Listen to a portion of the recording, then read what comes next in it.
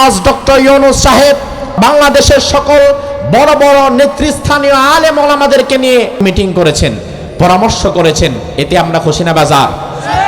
তার কারণ আমরা এটাই চাই, কারণ পরামর্শের ভিত্তিতে কাজ করলে সেখানে বরকত দিয়ে দেয় কে? পূর্বে যারা ছিল, পরামর্শ তো দূরের কথা, আমি নিজে যা ভালো মনে করি তাই হবে, হইলেও হবে না হইলেও হবে, কারো পরামর্শের দরকার নাই, এমন একটা ভাব তাদের ছিল। কোনোদিন কারো পরামর্শ নিত না। আজ ভারতের আগ্রাসী মনোভাবের বিপরীতে গোটা বাংলাদেশে একটি নতুন ঐক্যের দিন এসেছে, যেই ঐক্যে কওমি, আলিয়া, জামাত, হেফাজত, খেলাফত, জমিয়ত, তরিকত, সকল রাজনৈতিক দল, বিএনপি বলেন আর জাতীয় পার্টি বলেন, সকল রাজনৈতিক দল আজ ভারতের বিরুদ্ধে এক সুরে কথা বলছে। এই মুহূর্তে কোনো মানুষ কিংবা কোনো দল যদি ভারতের পক্ষে দাঁড়িয়ে যায়, আমরা মনে করব ওই বেটা ভারতের দালাল। 5ই আগস্টের পর থেকে শুধু স্বৈরাচারের পতন হয় নাই, আমি বিশ্বাস করি ভারতীয় আগ্রাসনের পতন হয়ে গেছে। 5ই আগস্টের পর থেকে দিল্লির যে আধিপত্য ছিল আমাদের উপরে, এই দিল্লির আধিপত্য দূর হয়ে যাওয়ার কারণে তো নরেন্দ্র মোদী সরকার এখন পাগল হয়ে গেছে। আপনারা দেখেছেন কিনা জানি না, ভারতের মুদ্রা, ভারতের রুপির দাম দিন দিন তলানিতে নামছে। রেকর্ড পরিমাণ তলানিতে নেমে গেছে ভারতের রুপির দাম। কারণ ভারতের মূল ইনভেস্টমেন্ট জায়গা ছিল, ভারতের মূল বাজার ছিল বাংলাদেশ। এই বাজার তার হাতছাড়া হয়ে গেছে। এই বাজারে এখন তারা ইচ্ছে মতো তাদের পণ্য ঢুকিয়ে দাম নির্বাচন করতে পারছে না। এজন্য তারা খুব টেনশনে আছে। তারা আমাদেরকে ভয় ভীতি দেখাতে চায় যে আমাদের কথা শোনো, আমাদেরকে মানো, নয়তো আমরা আক্রমণ করব, এই করব সেই করব। তাদের কথায় কি আপনারা ভয় পেয়ে যাচ্ছেন? ভয় পেয়ে যাচ্ছেন? যদি আবার আলেম ওলামায়ে কেরাম সম্মিলিতভাবে আপনাদেরকে ডাক দেয়, যদি ভারতের বিরুদ্ধে, মুশরিকদের বিরুদ্ধে যদি লড়াইয়ের জন্য আপনাদেরকে ডাক দেওয়া হয়, 71 সালে যা ছিল তাই নিয়ে যেমন মাঠে নামা হয়েছে, আমি বিশ্বাস করি আলেমদের নেতৃত্বে গাজওয়া হিন্দ যদি হয়, বাংলাদেশের সকল মুসলমান মুশরিকদের বিরুদ্ধে লড়াই করার জন্য প্রস্তুত হয়ে যাবে। قام موسى النبي خطيبا في بني إسرائيل। মুসা আলাইহিস সালাম একদিন, এই যে আপনারা যেভাবে আজকে বসে আছেন, ওলামায়ে কেরামদেরকে দাওয়াত করে এনেছেন, আমাকে দাওয়াত করে এনেছেন। মুসা আলাইহিস সালামের জীবনে এমন একদিন একটি ঘটনা ঘটলো। মুসা আলাইহিস সালামকে বনি ইসরাইলের লোকের এক জায়গায় দাওয়াত করে নিয়ে গেল যে আপনি কিছু কথা বলবেন, আমরা আপনার কথা শুনবো। মুসা আলাইহিস সালাম গেলেন, গিয়ে দেখলেন হাজার হাজার মানুষ তার অপেক্ষায় অপেক্ষমান। তিনাকে দাঁড় করিয়ে দিলেন সামনে। এবার নবী মুসা আলাইহিস সালাম এত চমৎকার করে কিছু কথা বললেন যে কথাগুলো মানুষের মনের মধ্যে দাগ কেটে যাচ্ছিল, রেখাপাত করছিল। আলোচনা শেষ, ওয়াজ শেষ। আলোচনা শেষ হওয়ার পরে দূর থেকে একজন দাঁড়িয়ে বলল, এত চমৎকার কথা আজকে আপনি বললেন, আপনার কথা শুনে অভিভূত হয়ে গেলাম আমরা। আমাদের তো মনে হয় আপনি আমাদের মাঝে সবচেয়ে বড় জ্ঞানী। মুসা নবীকে বলা হচ্ছে, দেখেন, মুসা নবীকে বলা হচ্ছে আমাদের তো মনে হয় এত সুন্দর কথা আপনি জানেন। যার জ্ঞান কম সে সুন্দর কথা বলতে পারবে না। যে যত জ্ঞানী, তার মুখের ভাষা, তার কথা বলা তত সুন্দর হবে। বলল, আল্লাহ এত চমৎকার কথা আপনি বলেন, আইয়ুন নাসি আলাম, মানুষের মধ্যে সবচাইতে বেশি জ্ঞানী কি আপনি নাকি? মুসাকে প্রশ্ন করা হচ্ছে। মুসা আলাইহিস সালাম প্রশ্নটা শুনে বললেন, আনা আলাম, কথা ঠিক, মানুষের মাঝে আমি সবচেয়ে বড় জ্ঞানী। তার কারণ দুনিয়াতে আল্লাহ তাআলা যত নবী পাঠিয়েছেন, নবীদেরকে প্রথম যেই অস্ত্র আল্লাহ দিয়েছিলেন ওই অস্ত্রের নাম জ্ঞান। জ্ঞানের অস্ত্র দ্বারা নবীরা বাতিলের মোকাবেলা করত। জ্ঞানের অস্ত্রের সামনে দুনিয়ার অন্য কোনো অস্ত্র টিকতে পারে না।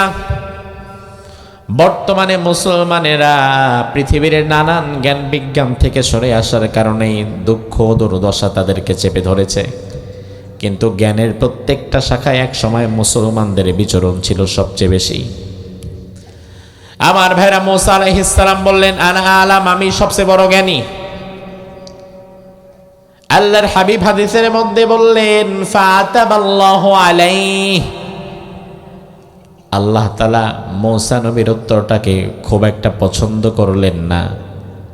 ইদলাম ইয়ারুদ্দাল ইলমা ইলাইহি, কারণ মুসা নবীর উচিত ছিল সবচেয়ে বড় জ্ঞানীকে সেখানে নিজের নামটা না বলে মুসা নবীর বলা দরকার ছিল আমি জানি না সবচাইতে বড় জ্ঞানীকে, তবে সবচাইতে বড় জ্ঞানীকে সেটা জানেন কে? আমার ভাড়া ভালো করে বোঝেন, দুনিয়ার যত জ্ঞান বিজ্ঞান, মানুষের কাছে যত জ্ঞান বিজ্ঞান আছে, এই সকল জ্ঞান বিজ্ঞানের চাইতে হাজার কোটি গুণ বেশি জ্ঞান বিজ্ঞান আছে কার কাছে? মুসা আলাইহিস সালাম তিনি বলে ফেললেন আমি সবচেয়ে বড় জ্ঞানী। আল্লাহ তাআলা এই উত্তরটাকে খুব একটা পছন্দ করলেন না। এজন্য আল্লাহ তাআলা চাইলেন মুসার কাছে, মুসা যে বনি ইসরাইলের সবচেয়ে বড় জ্ঞানী কথা ঠিক, কিন্তু তবু এটা এভাবে বলা ঠিক না। এজন্য আল্লাহ তাআলা চাইলেন নবী মুসাকে জ্ঞানের জন্য এমন একজন ব্যক্তির কাছে পাঠাতে হবে যে ব্যক্তির কাছে নবী মুসার জ্ঞান কিছুই না। তার মানে মুসার চাইতেও বড় জ্ঞানী ওই যুগে পৃথিবীতে আছে না নাই? বোঝেন কথা? মুসা আলাইহিস সালামকে আল্লাহ বললেন মুসা আর কোনদিন এই জবাব তুমি দিবা না, তার কারণ দুনিয়াতে তুমি সবচেয়ে বড় জ্ঞানী নয়, তোমার চাইতে হাজার গুণ কোটি গুণ বড় জ্ঞানী আমি আল্লাহ বানিয়ে রেখেছি, তোমার কাছাকাছিই আছে। সুবহানাল্লাহ। মুসা তো অবাক, কিরে আমার চাইতে নাকি কোটি গুণ বড় জ্ঞানী আমার পাশে বলে আছে কে? আমার ভাইরা জ্ঞানী যারা তাদের আকর্ষণ জ্ঞানের প্রতি থাকে, যারা সম্পদের পাগল তাদের আকর্ষণ সম্পদের দিকে থাকে, যে নারীর পাগল তার আকর্ষণ আর একটা বউয়ের প্রতি থাকে, খালি বিয়ে করতে মন চায়। তাইলে যে জ্ঞানী তার আকর্ষণের জায়গা যদি জ্ঞান হয়, মুসা নবী যখন শুনেছে আমার চাইতে কোটি গুণ বড় জ্ঞানী নাকি আমার পাশে আছে, তখন সব বাদ আগে ওই বড় জ্ঞানীর কাছে আমার যাইতে হবে। এবার আল্লাহকে বললেন আল্লাহ আমার চাইতে বড় জ্ঞানী আছে, আমি তো জানতামই না, যেহেতু তুমি আমাকে তার কথা বলেছ আমি তার কাছে যাব। আল্লাহ বললেন যাবা? অনেক দূর, কিন্তু অনেক দূরের পথ। কত দূরের পথ? মুসা নবী তার কথা কি ছিল কোরআনে আল্লাহ তুলে দিচ্ছে। মুসা আলাইহিস সালাম বলছে ওয়াইদ ক্বালা মুসা লিফাতাহ, মুসা তার সহকর্মী ছিল একজন, ইউশা বিন নুন, তার সফর সঙ্গী সহকর্মী পিএস ইউশা বিন নুনকে মুসা বলল ইউশা, আল্লাহ বলেছে আমার চাইতে নাকি বড় জ্ঞানী আরেকজন আছে, তার কাছে যেতে হলে যদি আমাকে যুগের পর যুগ সফর করা লাগে। ওয়াইদ ক্বালা মুসা লিফাতাহু লা আবরাহু হাত্তা আবলুগা মাজমাআল বাহরাইন আও আমদিয়া হুকুবা, মুসা বলে ওই মহাজ্ঞানীর সন্ধান পেতে যদি আমাকে যুগের পর যুগ পায়ে হেঁটে সফর করা লাগে, আমি যুগের পর যুগ পায়ে হেঁটে সফর করে হলেও ওই মহাজ্ঞানীর কাছ থেকে কিছু জ্ঞান অন্বেষণ করব। সুবহানাল্লাহ বলবেন না? আপনারা কি যুগের হিসাব বুঝেন? যুগ কয় বছরে এক যুগ? তাহলে মুসা নবী যে বললেন যুগের পর যুগ, এখানে যুগ কি একটা না একাধিক?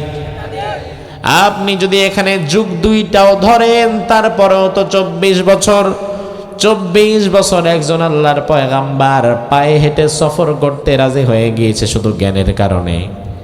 আমার ভাইয়েরা জ্ঞানের বড় দাম, জ্ঞানের কারণে সাহাবায়ে কেরাম দূর দূরান্তে সফর করেছেন। একটা হাদিসের কারণে 1000 কিলোমিটার পথ পাড়ি দিয়েছে এমন তাবেঈ ছিল, এমন সাহাবী ছিল মাত্র একটা হাদিসের কারণে। এই যে আপনারা আজকে মাহফিলে এসে বসে আছেন, এই যে শুরু হয়েছে মাহফিল সন্ধ্যা থেকে, আরো যদি ঘন্টা খানেক চলে, হাদিস কি এই এত ঘন্টার মধ্যে একটা শুনেছেন নাকি অনেকগুলা? তাইলে আপনি দেখেন আপনি এসেছেন কয়েক ঘন্টার মধ্যে মিনিমাম 15-20টা হাদিস শুনে ফেলেছেন, আর সাহাবায়ে কেরাম তাবেঈ একটা হাদিসের জন্য, একটা মাত্র হাদিসের জন্য কয়েক হাজার কিলোমিটার পথ পাড়ি দিয়েছে। আমার ভাইরা, কায়েস ইবনে কাসির রাহিমাহুল্লাহ তিনি একজন তাবেঈ। তাবেঈ মানে হচ্ছে যিনি সাহাবীকে পেয়েছে, নবীকে পায় নাই। রাসূল পরবর্তী যুগ সাহাবায়ে কেরামের যুগ, সাহাবায়ে কেরাম পরবর্তী যুগ তাবেঈদের যুগ।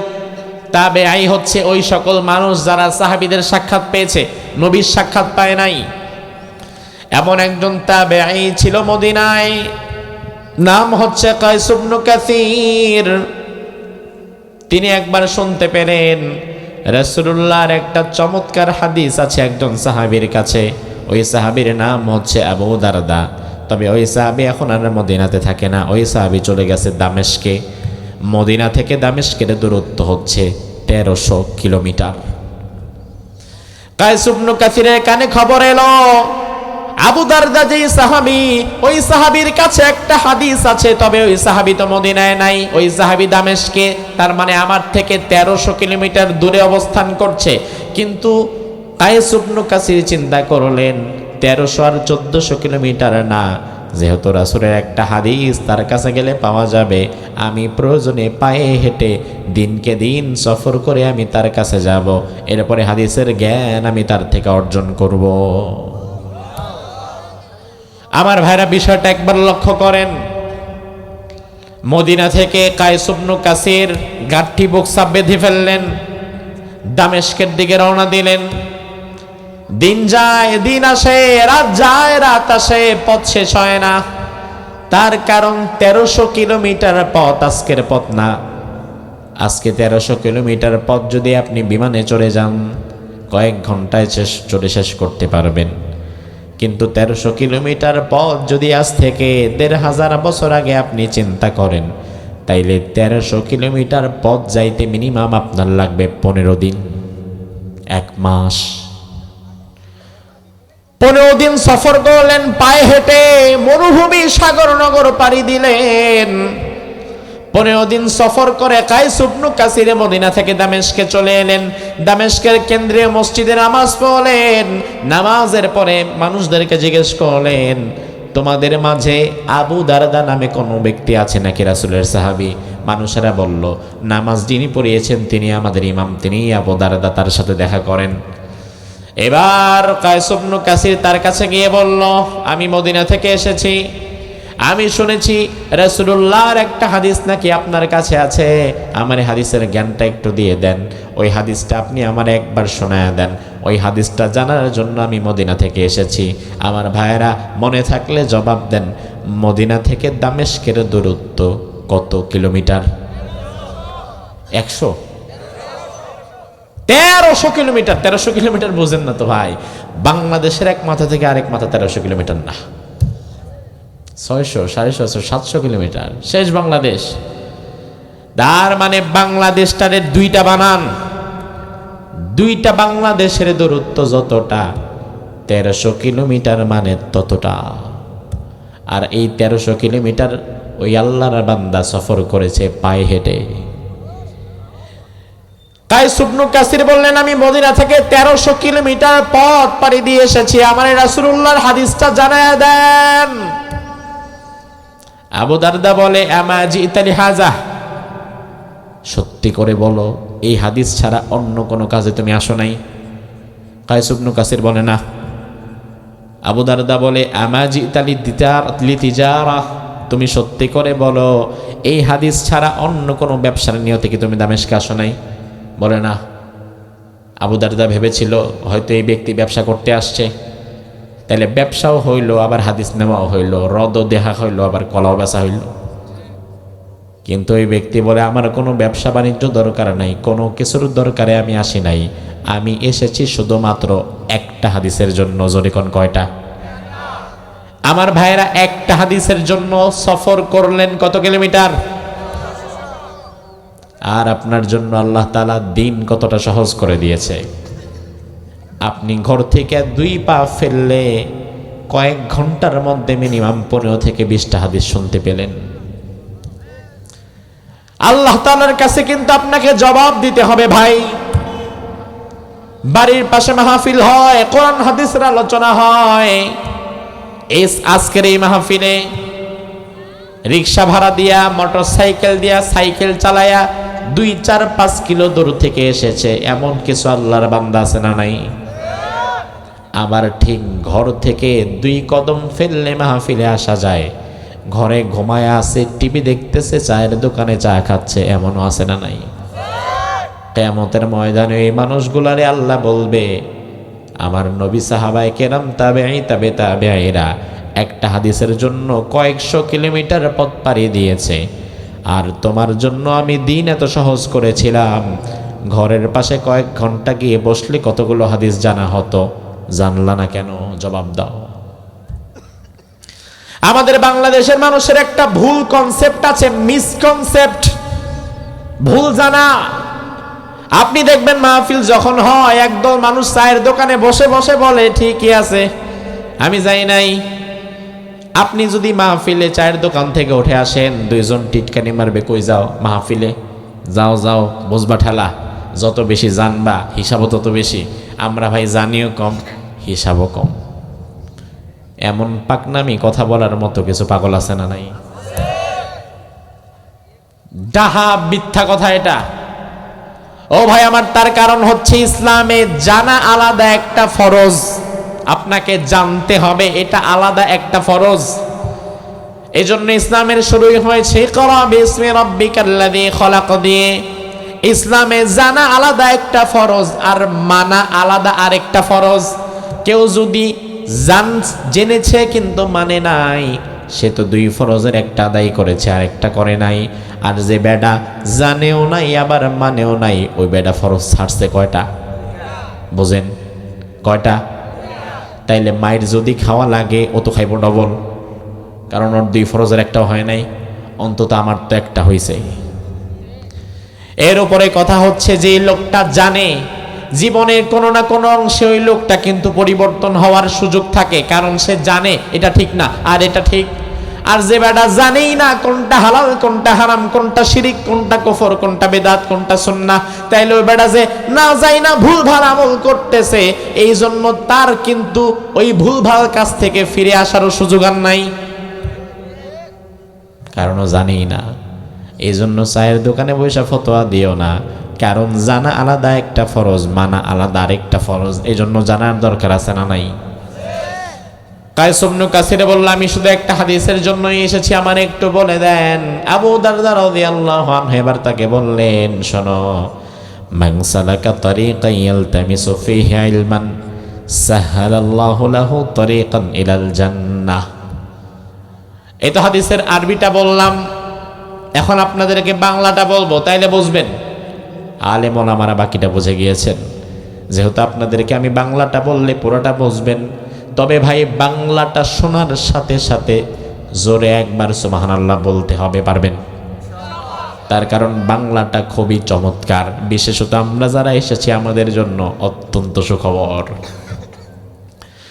আবু দারদা বললেন, ভাই শোনো, আল্লাহর হাবিব একদিন আমারে বললেন, আবু দারদা, মান সালাকা তারিকান ইয়ালতামিসু ফীহি ইলমান সাহালাল্লাহু লাহু তারিকান ইলাল জান্নাহ। দুনিয়াতে আল্লাহর কোন গোলাম যদি দ্বীনের ইলম শেখার জন্য কোন মজলিসে গিয়ে বসে, রব্বুল আলামিন ওই বান্দার জন্য জান্নাতের রাস্তাটা সহজ করে দেয়। এবার আপনি নিজের দিকে তাকায় একটু মিলান।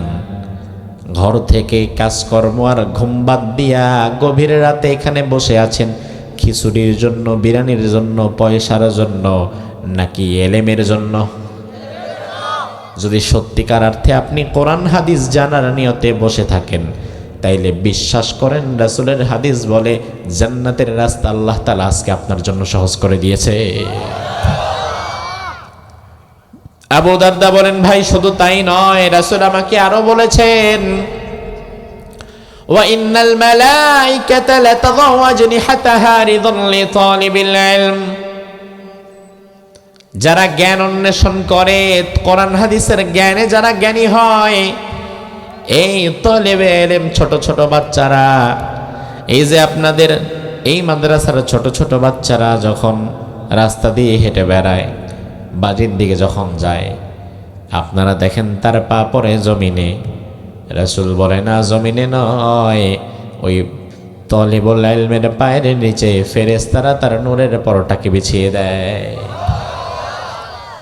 আমার ভাইরা, আবু দারদার হাদিস এখানেই শেষ নয়। আবু দারদা রাদিয়াল্লাহু আনহু বললেন, ও ভাই শোনো, আর একটু কথা আছে। রাসূল আমাকে বলেছেন,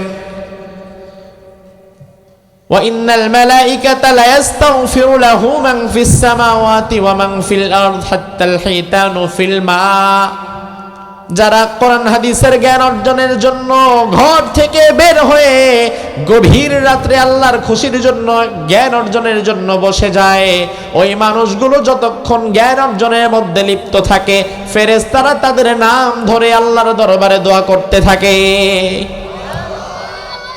নিয়তটা যদি ভালো হয়, বিশ্বাস করো ভাই, তোমার জন্য এই মুহূর্তে তোমার নাম ধরে ফেরেশতারা আল্লাহর দরবারে দোয়া করছে। মনে যদি কোনো নেক আশা থাকে, মনে মনে নিয়ত করে ফেলেন, কারণ ফেরেশতারা আপনার আমার জন্য এখন দোয়া করছে।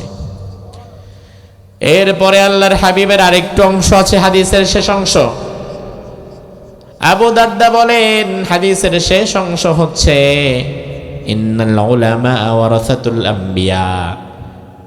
আল্লাহর জমিনে যারা আলেম ওলামা হয়, ওই আলেম ওলামারা হচ্ছে দুনিয়াতে নবীদের ওয়ারিস। জোরে কোন? কাদের ওয়ারিস? ওয়ারিস মানে কি? আমার বাবা মরে গেছে, আমার বাবার অর্থ সম্পদের মালিক আমি, ওয়ারিস আমি। আমার বাবার সম্পদের ওয়ারিস আপনি নয়, আপনার বাবার সম্পদের ওয়ারিস আমি নই। আল্লাহর হাবিব বলেন, দুনিয়াতে যারা আলেম তারা নবীদের ওয়ারিস। নবীরা যেমন মানুষকে দ্বীনের সঠিক পথে ডাকে, আলেমরাও তেমন মানুষদেরকে দ্বীনের সঠিক পথে ডাকে। তবে আমার ভাইরা, এখানে একটা বিষয় বোঝার আছে, যেন তেন আলেম কিন্তু নবীর ওয়ারিস হতে পারবে না। দুনিয়াতে আলেম নামধারী এমন অনেক জালেম এবং জাহেল আছে, যে জাহেলেরা নিজেদের পদ এবং পদবীকে টিকিয়ে রাখার জন্য জালিমের হালুয়া রুটি খায়। আছে না নাই? তাইলে ওই বেটা কিভাবে নবীর ওয়ারিস হবে?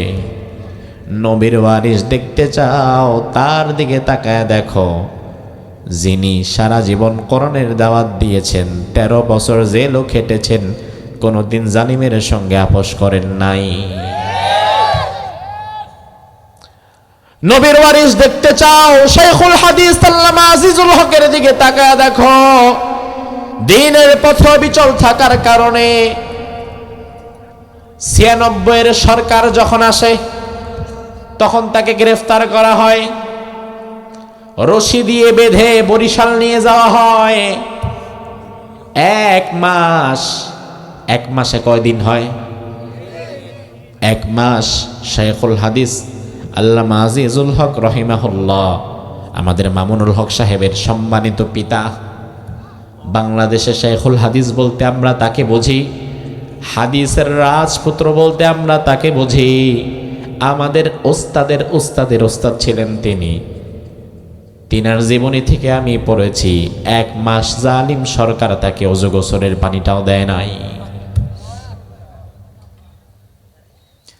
হক্কানি আলেম যদি দেখতে চাও, নবীর ওয়ারিস যদি খুঁজে পেতে চাও, আল্লামা বাবুনগরী রহিমাহুল্লাহর দিকে তুমি তাকায় দেখো ভাই। যাকে রিমান্ডে নিয়ে, একজন মুরব্বী আলেমকে রিমান্ডে নিয়ে উল্টা করে ঝুলাতে পারে যারা, এরা কি কোনোদিন মানুষের বাচ্চা হতে পারে নাকি? বাবুনগরী রহিমাহুল্লাহ, তাকে দেখলে মনে হবে বুড়া মুরব্বী থুরথুরা, অথচ ইমানটা এতটাই সতেজ। বৃদ্ধ বয়সে মানুষ অনেক সময় কষ্ট সহ্য করতে পারবে না বলে নিউট্রালে থাকে, কারো বিরুদ্ধে কিছু বলে না, চুপচাপ থাকে। কিন্তু বৃদ্ধ বয়সেও ওনার ইমানি কওয়াত, ইমানি জজবা এত বেশি ছিল, যেই জজবার কারণে 2013 সালের পরবর্তীতে তাকে রিমান্ডে যেতে হয়েছে কয়েকবার। আমার ভাইরা, তারা হক্কানি আলেম, যারা তাদের ইমান নিয়ে কারোর সাথে আপোষ করে নাই।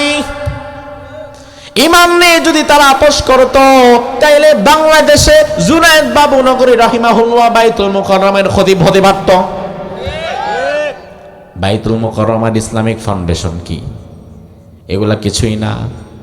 অথচ আমরা বিগত দিনে দেখেছিলাম বাইতুল মুকাররমের খতিব হওয়ার জন্য আর ইসলামিক ফাউন্ডেশনে একটা সস্তা পদ পাওয়ার জন্য কাট্টা জালিমরে কওমি জননী উপাধিও দেয়া হয়েছিল।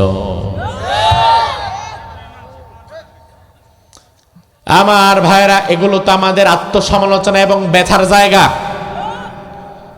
2013 সালের 5ই মে শাপলা চত্বরে ঘটনা আমরা ভুলি নাই। 2013 সালের 5ই মে শাপলা চত্বরের ওই দিন সৌভাগ্য কিংবা দুর্ভাগ্যক্রমে আমিও ছিলাম। আমি আমার জীবনে কোনোদিন এত কাছাকাছি মৃত্যুকে দেখি নাই।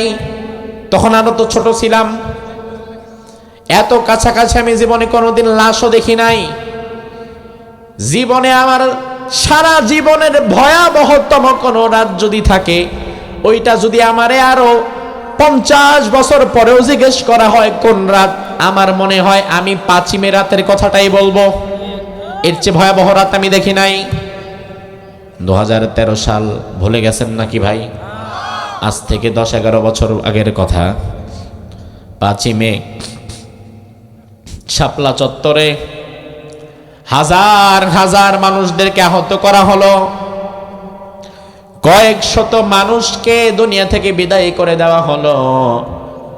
মানুষ বললাম আপনাদের বোঝাবার জন্য, কারণ ওই দিন যারা সেখানে শহীদ হয়েছিল আপনাদের ভাষায় তারা হচ্ছে মৌলবী, মোল্লা, হুজুর। জালিমের পতন তো ওই রাতেই হয়ে যাওয়ার কথা ছিল, তবে ওই রাতে জালিমের পতন না হওয়ার কারণ কিন্তু আপনারা, তার কারণ ওই রাতে যারা সেখানে শহীদ হয়েছিল আপনারা তাদেরকে মনে করেছিলেন তারা হেফাজতের হুজুর, তারা অমুক দলের হুজুর, হুজুররা গেছে, হুজুররা মরছে, তাতে আমার কি? ও ভাই, ওই দিন যদি আপনারা তাদেরকে শুধু হুজুর না মনে করে যদি মানুষ মনে করতেন, জালিম 2024 পর্যন্ত থাকতে পারতো না, ওই রাতেই পতন হতো। আপনারা তো তাদেরকে হুজুর মনে করছেন, হুজুর মরছে। হুজুরের রক্ত কি রক্ত না? ওই দিন তো বাংলাদেশের কোনো মানুষ কোনো প্রতিবাদ করলো না। মাইরও খাইলাম আমরা, সব কিছুই করলাম আমরা। আমার আল্লাহ তো বলল, দ্বারা বাংলাদেশি দ্বারা আরো 10টা বছর তোদের উপরে জালিম রাখবো। এরপরে এমন অবস্থা হবে, হুজুর শুধু মারবে না, জালিম বিদায়ের আগে ছোট থেকে বড়, বুড়া থেকে মুরব্বী, কচি কাঁচা যেগুলারে পাবে সবগুলারে মাইরা যাবে। এজন্য 24 সালে সবাইরে সমানে মারছে। এখন বিবেক খুলছে, আল্লাহ এখন দিয়ে সবাইরে মারে। ওই দিন যদি আপনি হুজুরের পক্ষে দাঁড়ায় কথা বলতেন, তাইলে আজকে এই দিন দেখা লাগতো না। আমার ভাইরা, আমরা আসলে এই দেশে কোনো প্রতিহিংসার রাজনীতি চাই না। এই দেশে ভাই আমরা আওয়ামী লীগ, বিএনপি, জামাত, জাতীয় পার্টি, হেফাজত, খেলাফত বুঝি না। আমরা যে বিষয়টা চাই, নিরাপত্তার সাথে, সমৃদ্ধির সাথে, ঈমান আমল নিয়ে বাঁচতে চাই। আর কিছু চান? সরকারের কাছে কোনোদিন আপনি চেয়েছেন যে মাননীয় সরকার মহোদয় আমার একটা গাড়ি কিনে দিতে হবে, আমার এলাকার সবার বাইক আছে, পালসার আছে, আমার নাই, আমার একটা কিনে দেন? এটা চান? কোনোদিন বলেন আমার 1 বস্তা চাল দেন? এটা চান? আরে আমার চাল আমি কষ্ট করে উপার্জন করে কিনে নিব, আমার ফসল আমি কষ্ট করে ফলাবো, আমার যা লাগে আমি কষ্ট করব। তবে আমি চাই নিরাপত্তা। আমি প্রতিহিংসার রাজনীতি চাই না। আমি নিরাপত্তার সাথে আমার ঈমান আমল নিয়ে এই দেশে বেঁচে থাকতে চাই, ঠিক কি না? এতটুকুই যদি দিতে না পারেন তাহলে কি করলেন আপনারা? এতটুকুই যদি দিতে না পারেন, তবে আমার ভাইরা আলহামদুলিল্লাহ, বর্তমান বাংলাদেশের অন্তর্বর্তীকালীন সরকার যিনি আছেন, অন্তর্বর্তীকালীন সরকার যাদের নিয়ে গঠন করা হয়েছে, আমাদের ভালো লাগার বিষয়ে তাদের মাঝে একজন আলেমও আছে। আছে না? কি উপদেষ্টা? ধর্ম উপদেষ্টা। নাম কি জানে না? ডক্টর আ.ফ.ম. খালিদ হোসাইন। আলহামদুলিল্লাহ, ব্যক্তিগতভাবে তিনার সাথে আমার সম্পর্ক অনেক ভালো, অনেক ভালো আলহামদুলিল্লাহ। চট্টগ্রামে তার বাড়ি। আমি চট্টগ্রামে যখনই মাহফিল করতে চাই, একাধিক মাহফিলে অনেক অনেক অনেক অনেক স্মৃতি তার সাথে আমার, একাধিক মাহফিলে তার সাথে আমার দেখা সাক্ষাৎ হয়েছে, কথা হয়েছে, দীর্ঘ সময় ধরে একসাথে খাওয়া দাওয়া হয়েছে।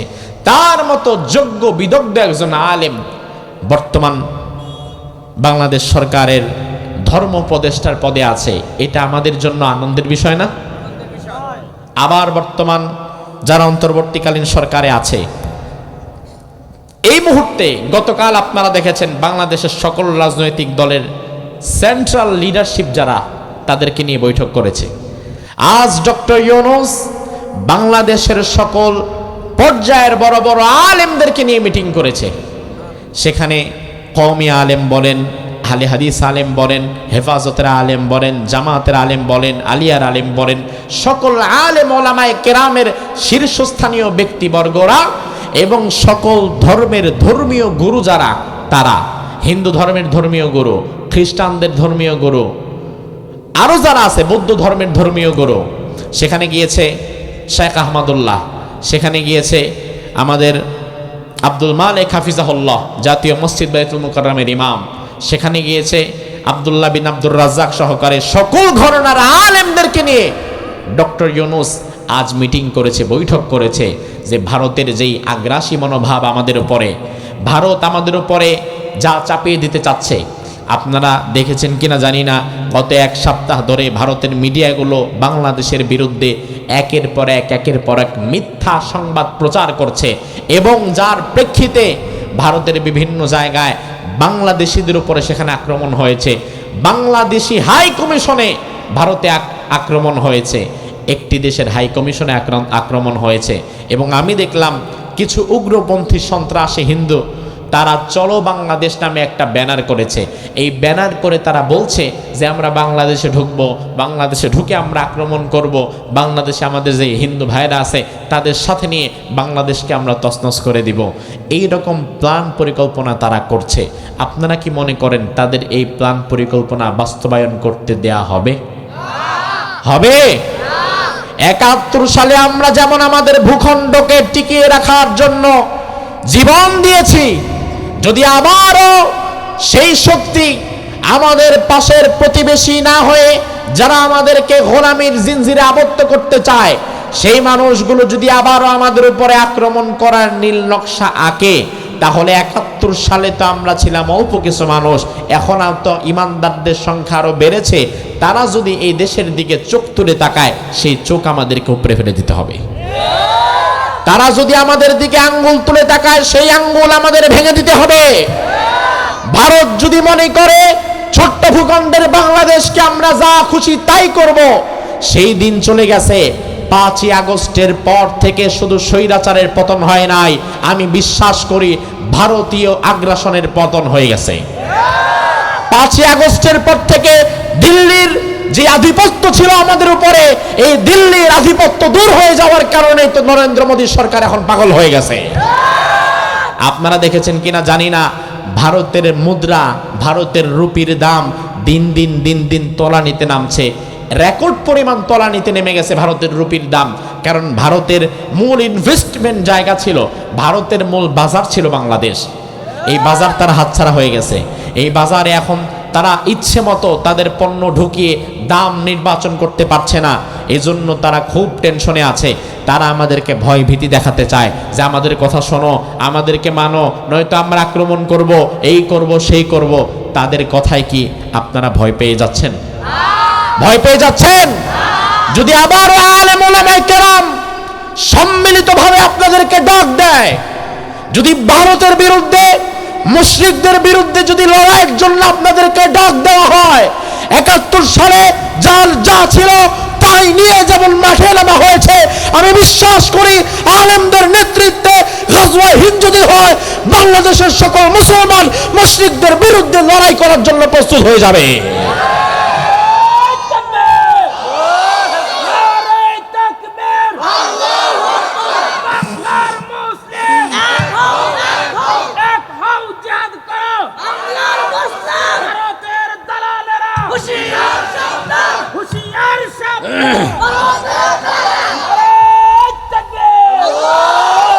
ভারতের দালাল আমাদের মধ্যে আছে না নাই?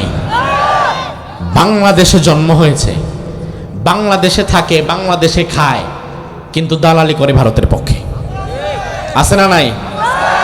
আমরা যখন বিভিন্ন জায়গায় ভারতের এই আগ্রাসী মনোভাবের বিরুদ্ধে জাতিকে সচেতন করতে চাই, তখন আমাদেরকে তারা ওয়াজ করে, হুজুর ভারত আমাদের বন্ধু, জানেন ভারত যদি না থাকতো স্বাধীনতা অর্জন করতে পারতেন না, ভারত যদি না থাকতো এই করতে পারতেন না, সেই করতে পারতেন না। আসলে ভারত আমাদের বন্ধু না। আমি তো বলি পৃথিবীতে মনস্টার, পৃথিবীতে রাক্ষসী ভূমিকা পালন করে দুটি দেশ। একটি হচ্ছে ইসরায়েল। ইসরায়েল যার পাশে আছে তার শান্তির ঘুম নাই, সে আস্তে আস্তে দখল করার চিন্তা রাখে। আর আরেকটা মনস্টার রাক্ষস হচ্ছে ভারত। ভারতও যার পাশে আছে, সে যদি সচেতন সজাগ না হয় তাহলে ধীরে ধীরে ওটাও ভারতের পেটে ঢুকে যাওয়ার সম্ভাবনা আছে, ঠিক কি না? বিগত দিনে আমরা তাই দেখেছি। সব আইন বাস্তবায়ন হতো দিল্লিতে আর 500 বাংলাদেশে। আইন বাস্তবায়ন কিন্তু হয়ে গেছে দিল্লিতে। দিল্লিতে যখন বৃষ্টি হতো বাংলাদেশের নেতারা তখন মাথায় ছাতা ধরতো, দিল্লির সাথে তারা তাল মেলাতো। আগামীর বাংলাদেশ আমরা ভারতের মুশরিকদের আধিপত্য মুক্ত বাংলাদেশ গড়ে তুলব। আগামীর বাংলাদেশে দিল্লির কোনো আধিপত্য এখানে আর থাকবে না, ঠিক কিনা? আজ ডক্টর ইউনূস সাহেব সকল উলামায়ে কেরামদের, বাংলাদেশের সকল বড় বড় নেতৃস্থানীয় আলেম ওলামাদেরকে নিয়ে ডক্টর ইউনূস সাহেব আজকে মিটিং করেছেন, পরামর্শ করেছেন। এতে আমরা খুশি না বাজার? তার কারণ আমরা এটাই চাই, কারণ পরামর্শের ভিত্তিতে কাজ করলে সেখানে বরকত দিয়ে দেয় কে? পূর্বে যারা ছিল পরামর্শ তো দূরের কথা, আমি নিজে যা ভালো মনে করি তাই হবে, হইলেও হবে না হইলেও হবে, কারো পরামর্শের দরকার নাই, এমন একটা ভাব তাদের ছিল। কোনোদিন কারো পরামর্শ নিত না। কিন্তু ডক্টর ইউনূসকে আপনারা একটু সময় দেন, লোকটা কথা বলে কম, শুনে বেশি। তিনি একজন অর্থনীতিবিদ। এবার আমাদের কাছে প্রশ্ন করে, হুজুর ডক্টর ইউনূসের পক্ষে যে আপনি কথা বলছেন, ডক্টর ইউনূস যে সুদখোর ইউনূসের বিরুদ্ধে কিছু বলেন না কেন? আমি বলি, আরে ভাই, বিগত দিনে যারা ছিল তারা সবাই বুঝি খালি দুধখোর, আর ইউনূস একাই সুদখোর। আপনি বিশ্বাস করেন, আমি জরিপ নিয়ে দেখেছি, বর্তমান বাংলাদেশে ব্যাংকের সুদ, সমিতির সুদ, অমুক ঋণ তমুক ঋণ মিলিয়ে গ্রামে গঞ্জে কি সুদ নাই? সমিতি নাই? আমি তো জানি গ্রামে গঞ্জের কৃষক যারা, রিক্সাওয়ালা যারা, এরাও মাঝে মাঝে সমিতি থেকে সুদে টাকা তুলে, আছে না নাই? আপনিও তো সেখানে সুদের সাথে জড়িত। তাইলে বাংলাদেশের 95% মানুষ এখন সুদের সাথে সম্পৃক্ত। ব্যাংকের সুদ আর সমিতির সুদ, সব সুদের সাথে। যেই জাতির 95% মানুষ সুদের সাথে জড়িত, ওই জাতির নেতা ইমাম মাহদী হবে নাকি? ওই জাতির নেতা তো ইউনূসই হবে। তুই জাতির নেতা কি ইমাম মাহদী হবে? তুমি আগে নিজেকে পরিবর্তন করো, তুমি সুদ ছাড়ো, তুমি নিজেকে ভালো করো, দেশ অটোমেটিক ভালো হয়ে যাবে, ঠিক কিনা? এত হিংসা রাখবেন না ভাই। সাদাকে সাদা বলেন, কালোকে কালো বলেন, ভালোটাকে গ্রহণ করতে শিখুন। কারণ পরামর্শের ভিত্তিতে আজ ভারতের আগ্রাসী মনোভাবের বিপরীতে গোটা বাংলাদেশে একটি নতুন ঐক্যের দিন এসেছে। যেই ঐক্যে কওমি, আলিয়া, জামাত, হেফাজত, খেলাফত, জমিয়ত, তরিকত, সকল রাজনৈতিক দল, বিএনপি বলেন আর জাতীয় পার্টি বলেন, সকল রাজনৈতিক দল আজ ভারতের বিরুদ্ধে এক সুরে কথা বলছে। এই মুহূর্তে কোনো মানুষ কিংবা কোনো দল যদি ভারতের পক্ষে দাঁড়িয়ে যায়, আমরা মনে করব ওই বেটা ভারতের দালাল। কারণ বাংলাদেশে বসে, বাংলাদেশে খেয়ে, বাংলাদেশে থেকে ভারতের পক্ষ নিবা, দেশের বিরুদ্ধে নিবা, এটা আমরা কোনোদিন সহ্য করতে পারবো? আমার ভাইরা লক্ষ্য করেন, মূসা আলাইহিস সালাম আল্লাহর দরবারে বললেন, আল্লাহ ওই জ্ঞানী ব্যক্তি কোথায়? ওই জ্ঞানীর সন্ধান আমাকে দাও। আল্লাহ বললেন, মূসা ওই জ্ঞানীর সন্ধান যদি তুমি পেতে চাও তাহলে তুমি একটা মাছ সুন্দর করে ভেজে নাও। ওই মাছটাকে ভেজে তুমি তোমার একটা বক্সে রাখো। এই বক্সে বন্দি করে ভাজা মাছটাকে তুমি নিয়ে হাঁটা দাও। হাঁটতে হাঁটতে, চলতে চলতে যে পয়েন্টে গিয়ে তোমার ভাজা মাছটা তাজা হয়ে আবার সমুদ্রের মধ্যে নেমে যাবে, ওই পয়েন্টে গিয়ে তুমি ওই বিরাট বড় মহাজ্ঞানীর সন্ধান পেয়ে যাবে। সুবহানাল্লাহ বলেন। আমার ভাইরা ভালো করে বোঝেন, আল্লাহ নিতে বললেন কি? জোরে কোন? আবার আল্লাহ বলে দিলেন কিছু দূর যাওয়ার পরে কিন্তু ভাজা মাছটা তাজা হবে। এখন ভাজা মাছ তাজা হওয়া আমাদের জন্য সম্ভব? আমার ভাইরা, মূসা আলাইহিস সালাম একটা বড় মাছ ভেজে নিলেন। সাথে নিলেন আরেকজন সফর সঙ্গী ইউশা বিন নুন। মূসা নবী আর সফর সঙ্গী ইউশা। ইউশার হাতে মাছের বাটিটা দিয়ে বললেন, এটা রাখো। আর কোনো কথা বললেন না, হাঁটা শুরু করলেন। আমার আল্লাহ আগেই বলে দিলেন, এমন এক জায়গায় আপনাকে যেতে হবে যে জায়গায় দুটি সাগর একত্রিত হয়ে মিলে যায়। মাজমাল বাহরাইন, দুই সাগরের মিলনস্থলে আপনি যখন যাবেন তখনই এই অবাক করা কাণ্ডটা ঘটবে। মূসা আলাইহিস সালাম চলছেন তো চলছেন, তিনি তো শক্তিশালী মানুষ, সহজে ক্লান্তি আসে না। চলছেন তো চলছেন, সামনের দিকে, পেছনে ইউশা, হাতে মাছের বাটি। যেতে যেতে একটা সময়ে নবী মূসা বলে, অনেকটা পথ আমরা চলে এসেছি, এবার আসো আমরা একটু বিশ্রাম নেই, তারপরে আবার রওনা দেই। মূসা আলাইহিস সালাম একটু বিশ্রাম নিলেন। ইউশা বিন নুন তার রানটা বিছিয়ে দিলেন। মূসা আলাইহিস সালাম ইউশার রানের উপরে মাথা দিয়ে একটু ঘুমিয়ে গেলেন।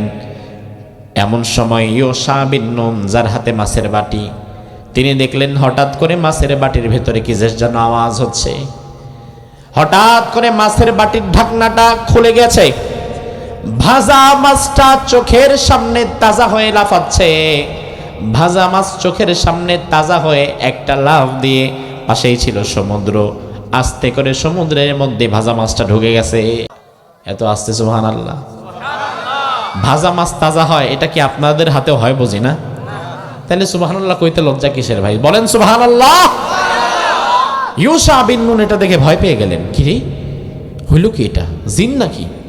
কারণ ভাজা মাছ যে এখানে এসে তাজা হবে এটা মূসা জানে, ইউশা জানে না। আমি একটা বিষয় জানি, আমাকে একজন বলল, হুজুর একটু পরেই দেখবেন এখান থেকে মাটিটা লাফ দিবে, একটা প্রাণী এখান থেকে উঠবে। আমি যখন জানবো, যদিও আশ্চর্যের বিষয়, কিন্তু জানার পরে আমার একটা মানসিক প্রস্তুতি থাকবে, অন্তত আমি দেখে দৌড় দিব না। কিন্তু আমি যদি না জানি, এমনি তাকায় আসি, বসে আসি, কিছু একটা উঠে এখান থেকে দৌড় দিলে ওইটা যত দূরে দৌড়াবে আমি তার চেয়ে বেশি দৌড়াবো। ইউশা তো জানেই না, কিরে তাজা হইল কেমনে, আবার চলে গেল। তিনি ভয়ে থরথর করে কাঁপতেছিলেন। কিছু সময় পরে মূসা নবীর ঘুম ভেঙে গেছে। মূসা বলে, আচ্ছা চলো সামনের দিকে আগাই। মূসা আলাইহিস সালাম সামনের দিকে আগাতে লাগলেন। ইউশা বিন নুন মূসার পেছনে পেছনে চলতে লাগলেন। মূসা আলাইহিস সালাম এবার ইউশাকে বললেন, আতিনা গদাআনা, ইউশা তোমাকে বাটির মধ্যে যে মাছ দিয়েছিলাম মাছটা দাও, ক্ষুধা লেগেছে এবং এখন আমার পথ চলতে খুব বেশি কষ্ট হচ্ছে। আমার ভাইরা ভালো করে বোঝেন, আল্লাহ কিন্তু বলেছিলেন যেখানে মাছ তাজা হবে ওটাই মূলত গন্তব্যস্থল, ওখানেই ওই মহাজ্ঞানী আছে। তাহলে যেখানে শুয়েছিল মাছ, যেখানে তাজা হয়েছিল, ওই পর্যন্ত আসাটা রাস্তা ছিল সঠিক। এখন মাছ চলে যাওয়ার পরে যেই 50 কদম সামনে এগিয়েছে, এই 50 কদমের রাস্তাটা কি সঠিক না ভুল? মূসা বলে, কি ব্যাপার, হঠাৎ এই 50 কদম আসতে আমার তো অনেক কষ্ট হয়ে যাচ্ছে, ক্লান্ত হয়ে যাচ্ছি। লাকাদ লাকিনা মিন সাফারিনা হাযা নাসাবা, আমি ক্লান্ত হয়ে যাচ্ছি। এখান থেকে শিক্ষা নেন, এতটা সময় পর্যন্ত মূসা আলাইহিস সালাম দীর্ঘ পথ পাড়ি দিয়েছে, ক্লান্ত হয় নাই, কারণ পথ ছিল সঠিক, পথ ছিল রবের দেখানো পথ। আর এখন ভুল করে 50 কদমে গিয়েছে, ক্লান্ত হয়ে গেছে। তার মানে হচ্ছে জীবন চলার পথে আপনার রব যদি, আপনার পথ যদি হয় রবের দেখানো সঠিক পথ, সিরাতে মুস্তাকিমের পথ, জান্নাতি পথ, এই পথে হামলা আসবে, মামলা আসবে, জেল আসবে, জুলুম আসবে, জরিমানা আসবে, কষ্ট আসবে, বিপদ আসবে, মুসিবত আসবে, আপনি ক্লান্ত হবেন না। ক্লান্ত হয়ে পড়বেন তখন যখন আপনার পথটা হবে ভুল, শয়তানের দেখানো পথ। মূসা বলে, আমি তো ক্লান্ত হয়ে গেছি, আমার মাছটা দাও একটু খাই। এবার ইউশা বিন নুন বলে, আল্লাহ আমারে মাফ করে দেন স্যার। কেন, কি হয়েছে? নাসিতুল হুদ, আমি তো মাছের কথা ভুলেই গেছি। তার কারণ যেখানে আপনি বিশ্রাম নিয়েছিলেন ওই জায়গায় মাছটা হঠাৎ করে তাজা হয়ে গিয়েছে। আমি মাছের এই কাণ্ড দেখে ভয়ে থরথর করে কাঁপতে কাঁপতে আপনারে যে বলবো এটা বলতে আমি ভুলেই গেছি। মূসা আলাইহিস সালাম বলেন, আরে কি করেছো? যেখানে মাছ তাজা হয়ে গেছে আল্লাহ তো সেখানেই আমাকে যেতে বলেছে। এবার তারা দুইজন যেটা করলেন, ফারতান্দা আলা আসারিহিমা কসাসা। দুইজন আবার তাদের নিজেদের যে পায়ের ছাপ ছিল, এই পায়ের ছাপগুলো দেখে দেখে দেখে দেখে যেখানে ঘুমিয়েছিল, যেখানে মাছ তাজা হয়েছিল, ওই জায়গাটায় আবার ব্যাক করলেন। ব্যাক করে আশেপাশে খুঁজতে লাগলেন যে মহাজ্ঞানী কোথায়, আমার চেয়ে নাকি বড় একটা জ্ঞানী আছে, কোথায়? খুঁজতে খুঁজতে দেখলেন পাশে একজন মানুষ মুসাজ্জাদ সাউব, অর্থাৎ কাপড় দিয়ে ঢাকা, মানুষটা ঘুমিয়ে আছে, এভাবে ঘুমিয়ে আছে, এভাবে একটা চাদরটা দিয়ে এভাবে মুখটা ঢাকা, দেখা যাচ্ছে না। মুসা আলাইহিস সালাম তাকে দেখলেন চাদর মুড়ি দেওয়া একজন মানুষ শুয়ে আছে। মুসা আলাইহিস সালাম দেখে প্রথমে সালাম দিয়ে দিলেন। কি দিলেন? জোরে কম। সালাম দিয়ে দিলেন। দেখেন ওই মানুষটা কিন্তু মুখ ঢাকা, চোখ ঢাকা। সালাম শুনে এবার চাদরের ওপাশ থেকে উত্তর এলো, বিআন্না আরদিকাস সালাম। এখানে তো সালাম দেওয়ার মতো কারো আসার কথা না, তুমি কে যে আমারে সালাম দিলা? মূসা বললেন, আনা মূসা। ওই চাদরের ওপাশ থেকে আওয়াজ এলো, মূসা মিন বানি ইসরাইল। তুমি কি বনি ইসরাইলের মূসা নাকি? যেই মূসার আজকে আমার কাছে আসার কথা, তুমি কি সেই নাকি? সুবহানাল্লাহ বলবেন না?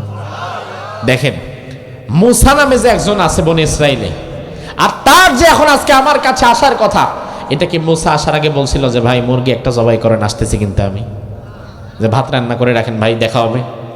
না, হঠাৎ করে মূসা তো অবাক, কি রে আমি আসবো, আমি কে, আমার সব ডিটেলস আমি আসার আগে এই বান্দা জানে কিভাবে? তার মানে আল্লাহ যে বলেছে তিনি আসলেই মহাজ্ঞানী, তাতে কোনো সন্দেহ নাই।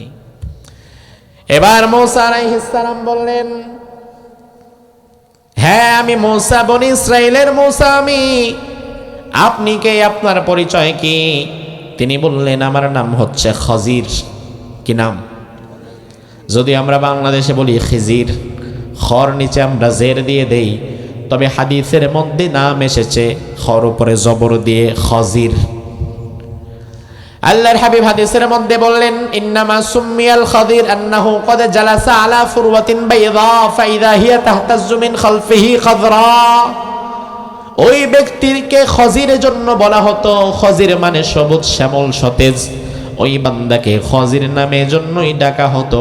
তিনি যদি কোনো শুকনো মরুভূমির উপরে বসে যেতেন, শুকনো ঠনঠনে মাটির উপরে যদি তিনি পা ফেলতেন, ওই শুকনো ঠনঠনে মাটি থেকে সাথে সাথে তরুলতা ঘাস জন্মাতো। তিনি বললেন, আমার নাম খজির।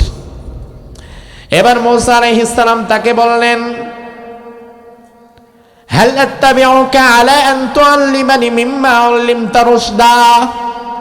আল্লাহ রাব্বুল আলামিন এমন কিছু জ্ঞান আপনাকে দিয়েছেন, ওই জ্ঞান অর্জন করার জন্য আমি আপনার কাছে এসেছি।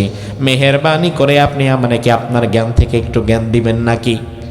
এবার খজির বলে, ইন্নাকা লান তাস্তাতিয়া মাইয়া সাবরা। জ্ঞান দেওয়া তো পরের বিষয়, জ্ঞান নিতে পারবা না তুমি।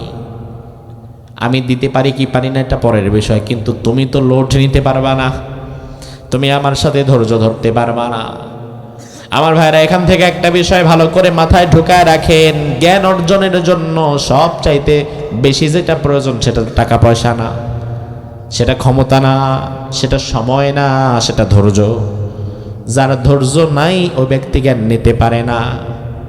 এই যে ছোট ছোট বাচ্চাদেরকে আপনারা মাদ্রাসায় দিয়ে দেন, মাদ্রাসায় পড়া তো আসলে বস্তুত কষ্টের, কিন্তু ধৈর্য ধরে পড়তে পারে যে জ্ঞান তাকে জ্ঞানী বানিয়ে দেয়। এই যে আপনারা এতগুলো মানুষ এখানে এসে বসে আছেন গভীর রাতে, কোনো খাবার দাবার নাই, টাকা পয়সা নাই, এই গভীর রাতে যে আপনারা বসে আছেন জ্ঞানের জন্য, এই বসে থাকার মাঝেও ধৈর্যের দরকার আছে না নাই? অস্থির প্রকৃতির মানুষ কখনো কোরআন হাদিসের জ্ঞান নিতে পারে না।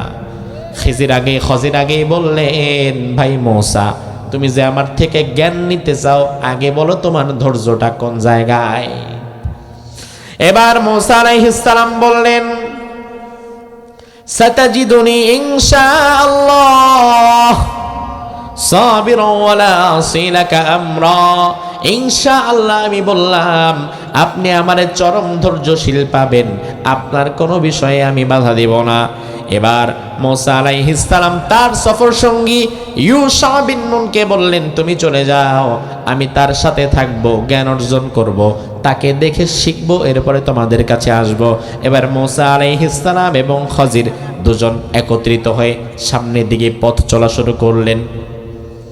আমার ভাইরা ভালো করে বোঝেন, জ্ঞানের একটা সফর হবে এখন, ইলমুর রিহলা, জ্ঞানের সফর। এই জ্ঞানের সফরে ওস্তাদ হচ্ছেন খজির আর ছাত্র হচ্ছে মূসা। জোরে কোন সুবহানাল্লাহ। উস্তাদ কে? উস্তাদ কে? খজির। আর ছাত্র কে? তবে ছাত্র কিন্তু যেন তেন ছাত্র না। ছাত্র এমন ছাত্র যার মুখের আগে হাত চলে। ছাত্র এমন ছাত্র যার মন মেজাজ খুব খারাপ, চোখের সামনে কোনো অন্যায় দেখলে সহ্য করে না। এই জন্য কিন্তু খজির আগেই বলেছেন ধৈর্য ধরতে হবে, আগে মারতে আসবা না, ধৈর্য ধরো। এবার দুইজন পথ চলা শুরু করলেন। কোরআন আমাদেরকে সেই পথের খবর জানিয়ে দিয়েছে। ফান্তালাকা হাত্তা ইযা রাকিবা ফিস সাফিনাতি খারাকাহা قال أخرقتها لتغرق أهلها لقد جئت شيئا إمرا। যেতে যেতে যেতে যেতে সামনের দিকে একটা সমুদ্র পড়েছে। তৎকালীন যুগে সমুদ্র পাড়ি দেওয়ার জন্য ইঞ্জিন চালিত কোনো নৌযান ছিল না, ডিঙ্গি নৌকা ছিল। মাঝি মাল্লার ওই নৌকা বায়ে বইয়ে নিয়ে যেত, এটা দিয়ে তাদেরকে সমুদ্র পাড়ি দিতে হতো। কিন্তু সমুদ্র এক পাশ থেকে আরেক পাশে যাওয়ার জন্য যেই টাকা দরকার ছিল, এই টাকা মূসার কাছেও নাই, খজিরের কাছেও নাই। সমুদ্রের কিনারে এসে দাঁড়িয়ে আছে, অনেক নৌকা যায়, কিন্তু পকেটে যেহেতু টাকা নাই, কেউ তাদেরকে নিতে চায় না। এমন সময় রাসূল হাদিসের মধ্যে বললেন, একটা নৌকা সামনের দিক দিয়ে যাচ্ছিল, নতুন বানানো একটা সুন্দর নৌকা। ওই নৌকার মাঝি মাল্লা যারা ছিল তারা আবার খজিরকে দেখে চিনে ফেললো। মূসাকে চিনলো না, কিন্তু খজিরকে চিনলো। ফাউরিফাল খজির, খজিরকে চিনলো, চিনে বলল, হুজুর আপনি এখানে? খজির বলল, আমরা দুইজন ওই পাশে যাব, চলেন আমাদের নৌকায় ওঠেন। খজির বলল, আগেই উঠতে পারবো না, আগে আমার কাছে ভাড়া নেই, তার কাছেও নেই, এখন বিনা ভাড়ায় যদি আমাদেরকে নিয়ে যেতে পারো তাইলে বলো, তাইলে উঠবো। ফাহামালুহা বিগাইরি নাউল, রাসূল বললেন ওই মাঝি মাল্লারা মূসা এবং খজিরকে বিনা ভাড়ায় নৌকায় তুলতে রাজি হয়ে গেল, আলিমদেরকে মর্যাদা দিল। এবার মূসা এবং খজির নৌকায় চড়ে বসলো। এই নৌকায় মূসা খজির ছাড়া আরো কিছু যাত্রীও আছে, কারণ এটা তো যাত্রীবাহী নৌকা, পাবলিক বাস, প্রাইভেট কার না। আমার ভাইরা এবার লক্ষ্য করেন, মূসা আলাইহিস সালাম এবং খজির এক কোণায় বসে আছে। মূসা খালি তাকায় তাকায় দেখে, কি জ্ঞানী, কত বড় জ্ঞানী দেখি। এমন সময় আল্লাহর হাবিব বলেন, ওয়াজা আসফুর হাত্তা ওয়াকা আলা হারফিস সাফিনা সুম্মা নাকারা ফিল বাহার। একটা চড়ুই পাখি উড়ে নৌকার একটা কিনারে এসে বসলো। কি পাখি বোঝেন? কি পাখি? নৌকার একটা কিনারে একদম মাথার কাছে এসে বসে গেল। সুম্মা নাকারা ফিল বাহার, সমুদ্রের মধ্যে চড়ুই পাখিটা তার ঠোঁটটা দিয়ে একটুখানি পানি তুলল, আবার উড়ে চলে গেল। আবার ভাইরা দেখেন, একটা চড়ুই পাখির সাইজ বা কত ছোট্ট একটা চড়ুই পাখি, ঠোঁটটা দিয়ে সমুদ্র থেকে একটু পানি নাড়াচাড়া দিয়ে আবার উড়ে চলে গেছে। এবার খজির মূসার দিকে তাকায় দেখে, তাকায় বলে, মূসা কি দেখলা আর কি শিখলা? কি দেখলাম মানে চড়ুই পাখি আসছে, পানি নাড়া দিছে, আবার চলে গেছে, আবার শিখার শিখির কি আছে? খজির বলে, মূসা শুনে নাও, এই যে চড়ুই পাখিটা সমুদ্রের মধ্যে তার ঠোঁট দিয়ে একটু নাড়া দিয়েছে, এতে সমুদ্রের পানি কতটা কমেছে? মূসা কয়, পাগল নাকি? এত বড় সমুদ্র, লক্ষ কোটি কোটি লিটার পানি, যেই পানি মাপার কোনো যন্ত্র পৃথিবীতে নাই, ওই সমুদ্রের পানি থেকে এই চড়ুই পাখি আর কতটুকু কমাতে পারবে? এটা তো হিসাবেরও বাইরে। খাজির বলে, শোনো মূসা, মা নাকাসা ইলমি ওয়া ইলমুকা ইল্লা মিন ইলমিল্লাহ ইল্লা মিসলা মা নাকাসা হাযাল উসফুর মিনাল বাহর। এই চড়ুই পাখিটা সুবিশাল সমুদ্রের মাঝে তার ঠোঁট দিয়ে যতটুকু পানি কমাতে পেরেছে, অতটুকু পানি হচ্ছে দুনিয়ার সবার জ্ঞান, আর গোটা সমুদ্রের সকল পানি হচ্ছে আল্লাহর জ্ঞান। কি মারাত্মক কথা!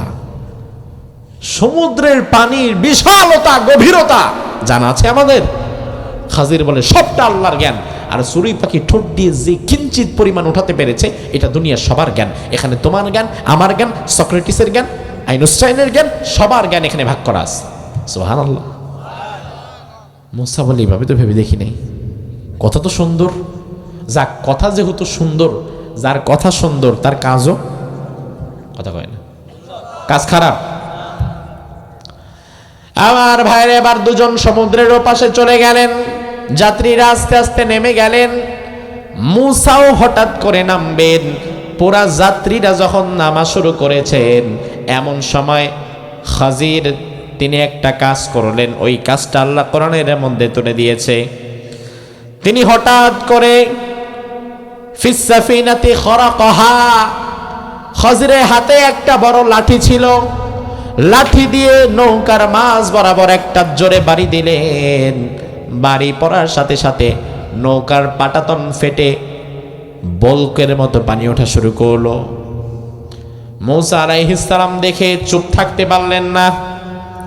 তিনি বললেন, না খরাকতাহা লিতুগরিকা আহলাহা, আপনারা তো ভালো মনে করছিলাম, কথা সুন্দর ভাবছিলাম, কাজও সুন্দর, কিন্তু কথার সাথে তো কাজের মিল নাই।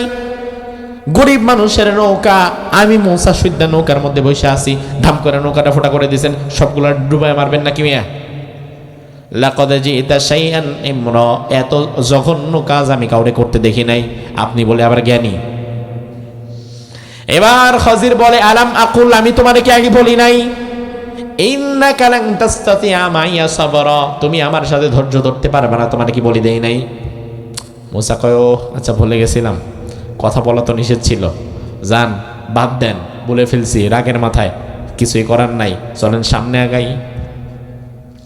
এবার খাজির এবং মূসা সামনের দিকে চলতে লাগলো। কিছু দূর যাওয়ার পরে যেটা ঘটলো, কোরআনুল কারীমে আল্লাহ বলে দিয়েছেন, হাত্তা ইযা লাকিয়া গুলামান ফাকাতালাহু ক্বালা আকাতালতা নাফসান যাকিয়াতান বিগাইরি নাফস লাকাদ জিতা শাইআন নুকরা। দুজন যাচ্ছিলেন খোলা একটা মাঠ, বিকেলবেলা বাচ্চারা খেলাধুলা করছে।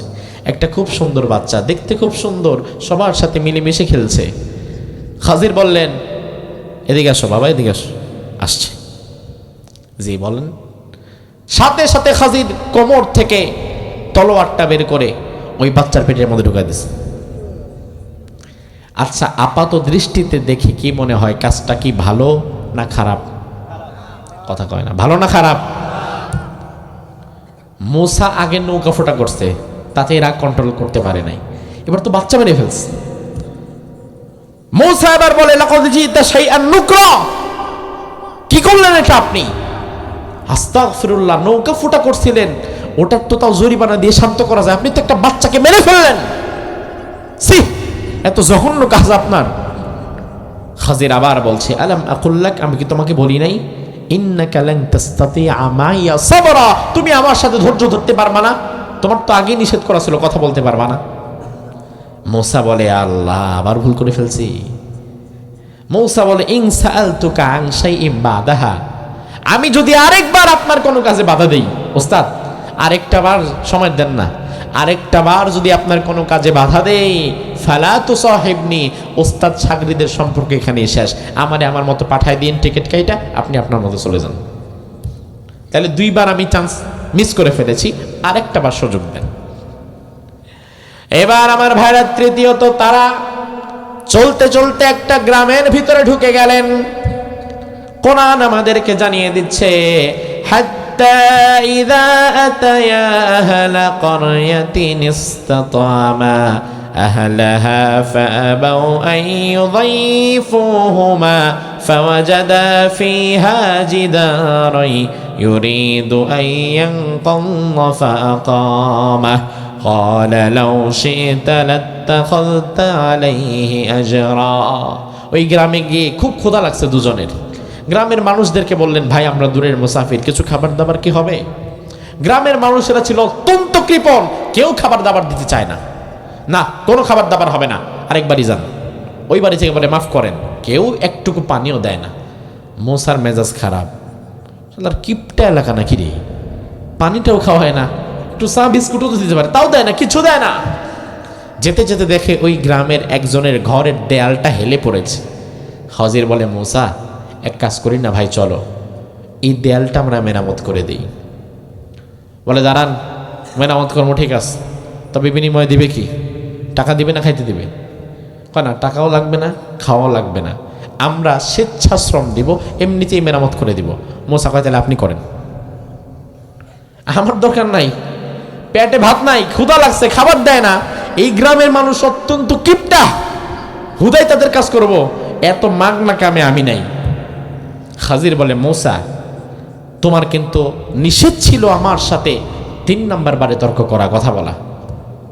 মোসা বলে, আচ্ছা ঠিক আছে, আপনার সাথে দেয়ালটা মেরামত করে দিব, এরপরে আর আমি আপনার সাথে থাকবো না, আপনি আপনার মতো থাকেন, এখানে থাকলে তো ভাতে মরা লাগবে। মুসা এবং খাজিরের সাথে মিলে দেয়ালটাকে দাঁড় করিয়ে দিলেন, কাজ করলেন, একটা পয়সাও নিলেন না, খাবারও নিলেন না। এবার মুসা আলাইহিস সালাম বলেন, আমি চলে যাব, আমারে বিদায় দেন। খাজির বলে, হাযা ফিরাকু বাইনি ওয়া বাইনিক, তোমার মধ্যে আর আমার মধ্যে এখান থেকেই যাত্রা বিচ্ছিন্ন। তবে সাউনাব্বিউকা বিতাউইলি মা লাম তাসতাতি আলাইহি সাবরা, যে 3টা জঘন্য কাজ তোমার দৃষ্টিতে মনে হয়েছে জঘন্য, যেটা আমি করেছি, ওই 3টা কাজের গোপন রহস্য এখন আমি তোমারে জানায় দিব। আর ওই 3টা গোপন রহস্য যদি না জানায় দেই, সারা জীবন তুমি মনে মনে আমারে দোষ দিবা, এই জন্য আমি তোমারে জানায় দিব, এরপরে তুমি চলে যাও। বলে, হ্যাঁ জানান। খাজির বলে, আমি কি কি যেন করেছিলাম? মোসা বলে, 1 নাম্বার, আপনি গরিব অসহায় মানুষদের ভালো একটা নৌকাকে ফোটা করে দিয়েছিলেন, অত্যন্ত খারাপ কাজ। এবার খাজির বলে, শোনো তাহলে, আম্মাস সাফিনাতু ফাকানাত লিমাসাকিনা ইয়ামালুনা ফিল বাহর ফাআরাদতু আন আ'ইবাহা ওয়া কানা ওয়ারাআহুম মালিকুন ইয়াখুযু কুল্লা সাফিনাতিন গাসবা। সুবহানাল্লাহ। নৌকার ব্যাপার ছিল এই, ওই নৌকায় আমরা যখন ছিলাম, আমি আমার জ্ঞানের দৃষ্টিতে দেখতে পেলাম নৌকাটা যেই ঘাটে ফিরবে, ওই ঘাটে একজন জালিম বাদশা দাঁড়িয়ে আছে। ওই জালিম বাদশা ওই ঘাটে দাঁড়ানোর কারণ হচ্ছে, যতগুলো নিখুঁত এবং সুন্দর নৌকা এই ঘাটে নোঙ্গর করবে, প্রত্যেকটা নিখুঁত এবং সুন্দর নৌকাগুলো ওই জালিম বাদশা নিয়ে যাবে, হাইজাক করবে। আর ওই নৌকা যদি দিতে রাজি না হয়, তাহলে মাঝিদেরকে মেরে নিয়ে যাবে, ডাকাতি করবে। কিন্তু যেই নৌকাগুলো খুঁতযুক্ত, ত্রুটিযুক্ত, যেই নৌকাগুলো ভাঙাচোরা অথবা পুরনো হয়ে গেছে, ওই নৌকাগুলো সে নিবে না, ছেড়ে দিবে। এজন্য আমি দেখলাম এই গরিব মানুষগুলো নৌকা দিয়ে তাদের জীবন জীবিকা নির্বাহ করে। আজকে নিখুঁত নৌকা, সুন্দর নৌকাটা যদি এই জালিম বাদশার নজরে পড়ে, জালিম বাদশা দেখা মাত্র এই নৌকাটাকে নিয়ে যাবে, দিতে যদি রাজি না হয় মেরে নিয়ে যাবে। এজন্য আমি চিন্তা করলাম নৌকাটাকে ফুটা করে একটু ত্রুটিযুক্ত করে দেই, যেন এই ত্রুটিযুক্ত নৌকাটাকে আর নিতে রাজি না হয়। এই জন্য বাড়ি একটা মাইরা নৌকাটারে ফাটায় দিছি, যেন আজকে একটু ত্রুটিযুক্ত হলেও আগামীকাল সকালে আবার নতুন করে একটা তক্তা লাগায়া আবার নতুনভাবে যেন যাত্রী আনা নেওয়া করতে পারে।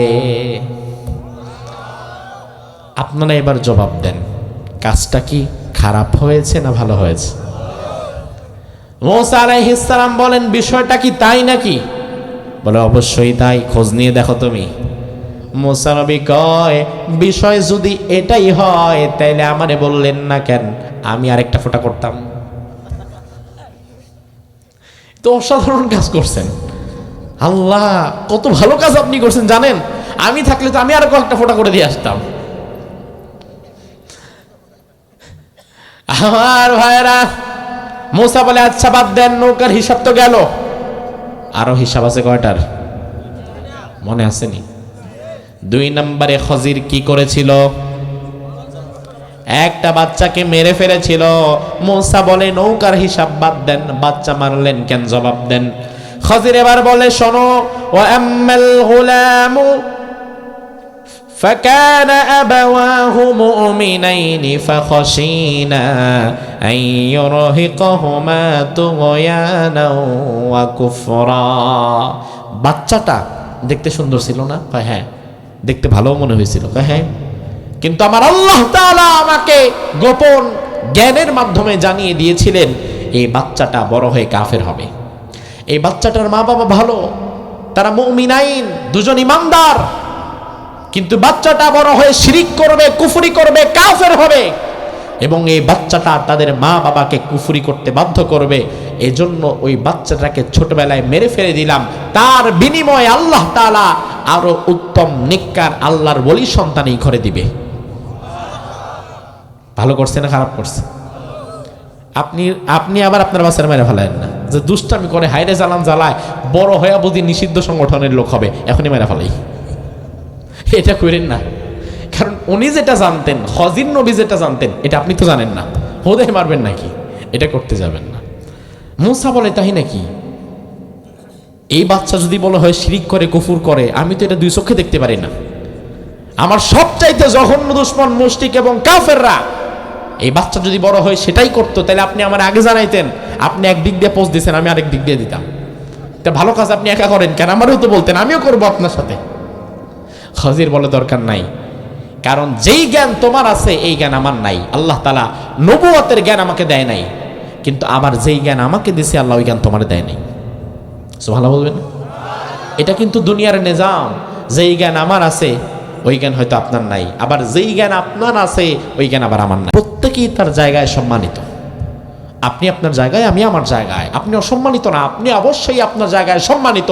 আপনার জায়গায় আমারে নামায় দেন, আপনার জায়গায় আপনি মাঠে আমারে নামায় দেন, হাল চাষ করতে বলেন, গরুর রশির সাথে বান্ধা গরু আমারে ঘোরাবে, ওইটা আমি পারবো না। ওই জায়গায় আপনি সম্মানিত, ওটা আপনার কাজ। ওই বিষয়ে আল্লাহ তাআলা আপনাকে জ্ঞান দান করেছেন।